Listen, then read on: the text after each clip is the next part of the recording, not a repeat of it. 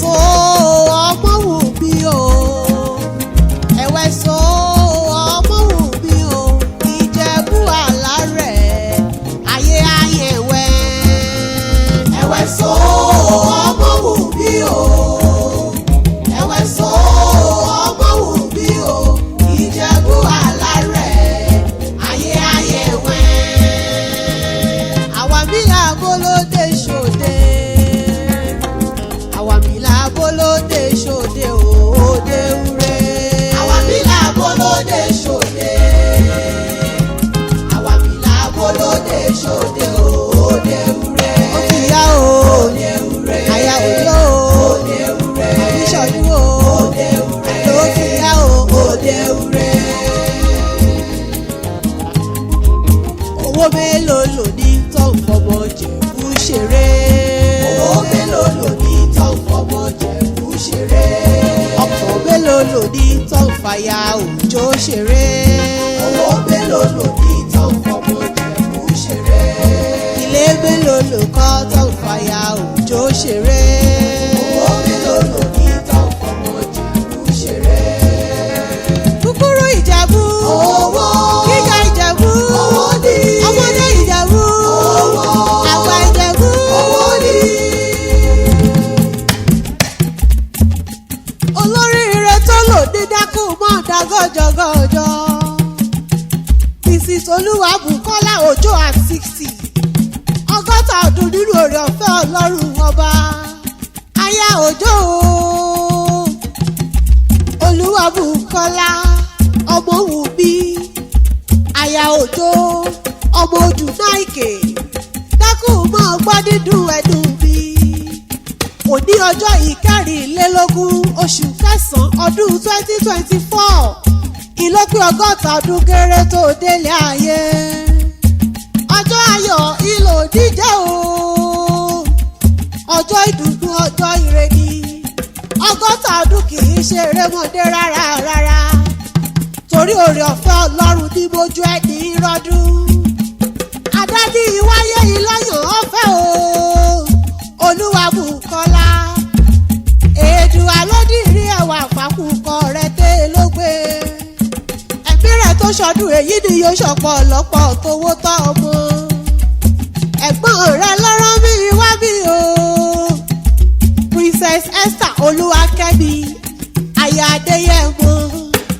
Aya wọn ló mú Èkìtì àti gbogbo ẹbí. Wọ́n ní kí n mọ̀ bọ̀ ní gbàgede.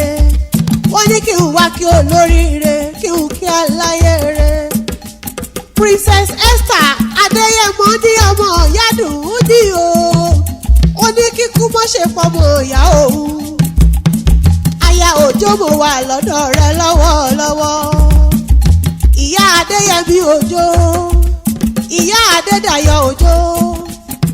Ìyá Adébùsọ́lá Òjó aya Thompson. Gbéra nílẹ̀ kan mọ́ kóbó káwárẹ̀lẹ̀ àwọn bàbá rẹ̀. Ìjẹ̀bú-Òde níṣẹ̀lẹ̀ bàbá tó bí ọlọ́mọ. Ó ti yá o. Ọmọ alágẹmọ mẹ́rìndínlógún. Ọmọ alágẹmọ òtún yọ̀wọ̀yọ̀wọ̀.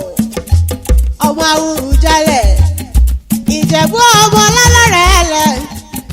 Kò sẹ́ni mẹ́gún wọgbó bàrà rí ìbálò mẹ́gún wọgbó rẹ́mọ. Bó bá wù Jẹ̀bú àwùn ní ẹni wíníwíní. Bó bá wù Jẹ̀bú àwùn ní ẹni wíníwíní. Bó bá tún wù Jẹ̀bú kọ́ àfẹ́ní rẹ̀ tó kù ṣọdún Agẹmọ. Ọmọ afínjú Ìjẹ̀bú tí fọkọ rẹ̀ jápènà. A sì tún fọmọ rẹ̀ jolúwo. Ó lẹ́ni ò bá dùn mọ́ kó wí. Ó lẹ́ni ò bá dùn mọ́ kó sọ. Iṣu mẹ́fà níṣu Ìjẹ̀bú. Ìjẹ̀bú jẹ́ méjì. Wọ́n ta méjì. Ó lọ́ṣà tí wọ́n fi méjì tó kù bọ́. Bí wọn ò fi bẹ́ẹ̀ lúkù o, bébí wọn fi Balágẹmọ. Ọmọ ojú náìkè mo wà nílé àwọn bàbá rẹ̀ lọ́wọ́lọ́wọ́. Ọmọ adìyẹ gbọ́ orókùn ó gbọ́ olólò o. Ara orókùn mẹ́bàrà òrà nìyẹ. Ọmọ ń ṣe ni ọ̀yọ̀yọ̀ ń yọ̀. Ọ̀yọ̀yọ̀ mọ́yọ̀ mọ́tò rí ti ṣe ni ò lè pani. Ọmọ dúdú lé ò mọ bẹ́ẹ̀ ṣe níjọ́sí. Pupa tó mọ bẹ́ẹ̀ ṣe òkúkú sí nílé.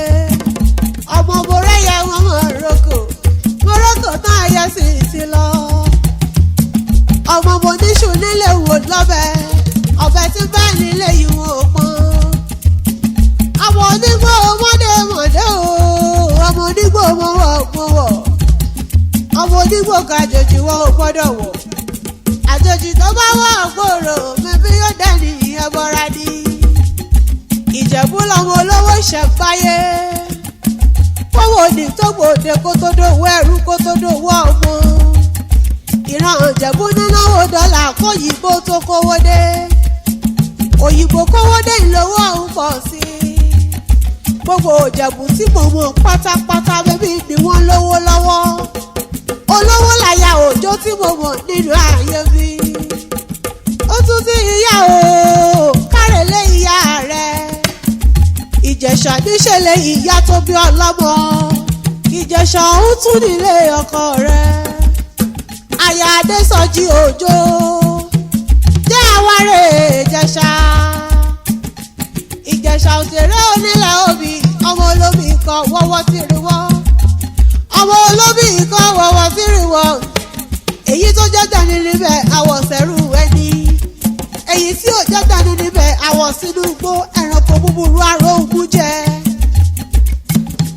Ìjẹ̀ṣà dúdú lẹ̀gbọ́n pupa làbúrò dúdú ni mo kọ́ fọmọ fún ọjọ́ inú bí dúdú ó nà mọ́ tí mo bí mo gbọmọ lọ́wọ́ dúdú mo fi fún pupa ọmọ ẹlẹ́ni àtẹ̀ká o ọmọ ẹlẹ́ni ẹ̀wẹ̀lẹ̀ ihò kéékèèké láṣọ wọn lóde gbájọ ẹlẹ́gọ̀dọ̀ tiẹ̀mí láṣọ yìí Ìjẹ̀ṣà èyí ò bá rí lọ́jà ní ọ̀rá mi wálé kí n rohùn fi jó lóye bí mo fẹ́ jobi tó gbó káká o máṣọ rẹ̀ yìí Ìjẹ̀ṣà èsùn wọn bí fọ̀gẹ̀dẹ̀ ṣe lálẹ́ Ìjẹ̀ṣà ẹyẹ lọ́bí jẹ́ àbọ̀ wọn pé ìran Ìjẹ̀ṣà nísìn tòlótòló ẹrú Ìjẹ̀ṣà nísìn pẹ́pẹ́yẹ Ìjẹ̀ṣà nínú ìṣáná ilé ìlẹ́rú ọwá tí ń mú lórúkọ àṣeyí ṣàbọ́dún o Oluwabukola Omowunmi aya Òjó ọmọ ojú náìkè ìyá Adéyẹmí Òjó ìyá Adédayọ̀ Òjó ìyá Adébùsọ́lá Òjó aya Thompson mọ́ gbọ́ dídùn ẹnu mi àná rẹ̀ Adéyẹmí Thompson àtàwọn ọmọ rẹ̀ Elizabeth Òjó Alexander Òjó àti Anaya Grace Thompson wọ́n ní lórúkọ lọ́rùn ọba ìrọ̀rùn ló fi lólé ayé. Ẹ̀gbọ́n rẹ̀ Princess Esther Olúwakẹ́mi Ayadéyẹmọ ọmọ ìyá rẹ̀ tó fẹ́ ọ dénú ó ní lórúkọ lọ́rùn ọba